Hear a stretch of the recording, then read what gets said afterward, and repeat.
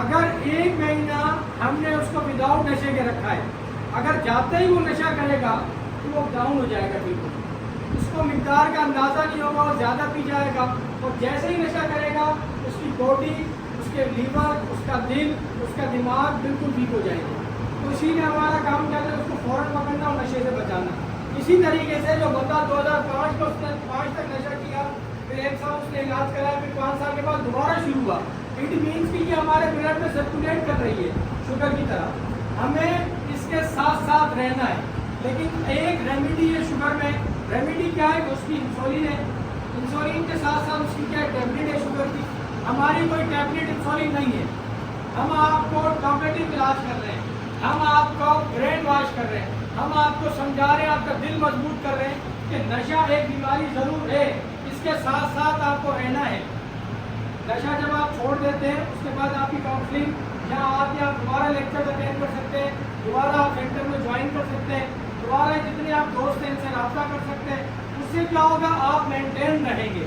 پھر جب آپ مضبوط ہو جائیں تو اس کو پھر آپ کو نیڈ نہیں رہتی۔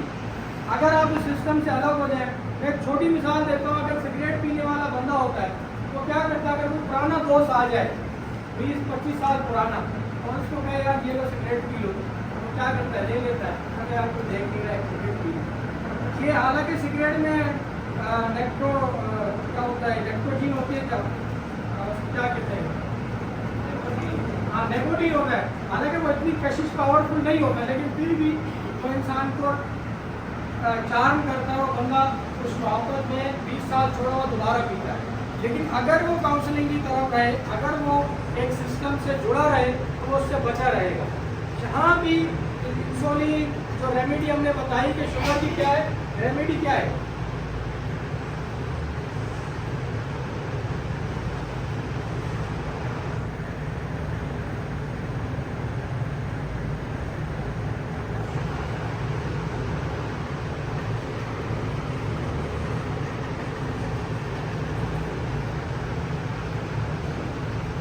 ہم لوگ شوگر میں کیا کہتے ہیں، شوگر اپ ہو جاتی ہے یا ڈاؤن ہو جاتی ہے، پھر ہم ایک نہال میں اس کا ٹیسٹ کرتے ہیں اور ایک آفٹر کھانے کے بعد ہم اس کا ٹیسٹ کرتے ہیں، تو ہمیں اپ اینڈ ڈاؤن کا پتہ چلتا ہے۔ اس کا علاج ہمیں دریافت ہے 1921 میں، لیکن ہمارے پاس ریہیب کا سسٹم جو ہے ہمیں اس سے جڑا رکھتا ہے۔ اگر ہم جڑے ہوئے ہیں تو ہم بچے رہیں گے۔ جیسے ہی ہم سلپ ہوئے، ہم پرانے دوستوں سے ملے تو ہم دوبارہ اس کی طرف راغب ہو سکتے ہیں، اور جب دوبارہ راغب ہوں گے تو اس سے زیادہ خطرناک ہوگا۔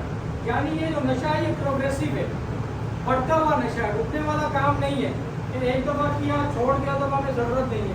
اور دوسرا، انگریز بابا کہتا ہے کہ نشہ جتنا بھی ہے وہ اس کی ریہیب سسٹم 1 سال ہونا چاہیے۔ ایک بندے نے 10 سال نشہ کیا، 5 سال نشہ کیا، 2-3 سال بعد تو آپ ظاہر ہوتے ہیں۔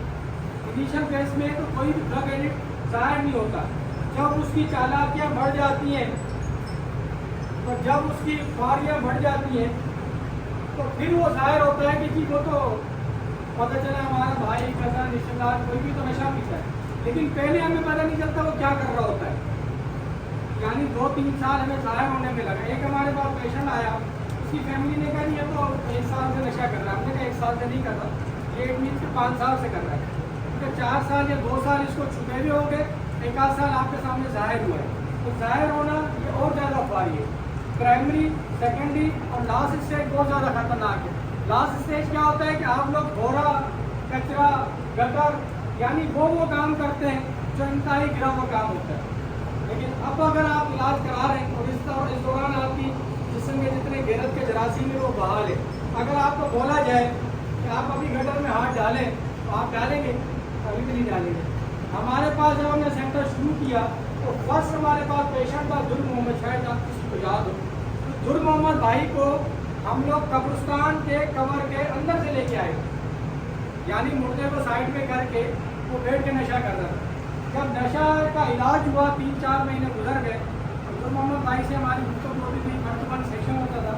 میں نے کہا اب اگر آپ کو دوبارہ موقع ملے تو آپ قبر کے اندر جائیں گے؟ اس نے کہا میں قبرستان نہیں جاؤں گا، کیونکہ رات میں جانا تو مجھے خوف لگے گا، اندر کیسے جاؤں گا؟ یعنی یہ آپ کے دل دماغ کو مفلوج کر دیتا ہے۔ جب آپ کا دل دماغ مفلوج ہوگا تو آپ کچھ بھی کر سکتے ہیں، آپ کو خوف ہی نہیں ایک بچہ ہے نا، بچہ وہ سامنے جا کے پکڑتا ہے، اس کو پتہ ہے समझेंगे कि डर क्या चीज़ है। हमारा एक बच्चा है पुराना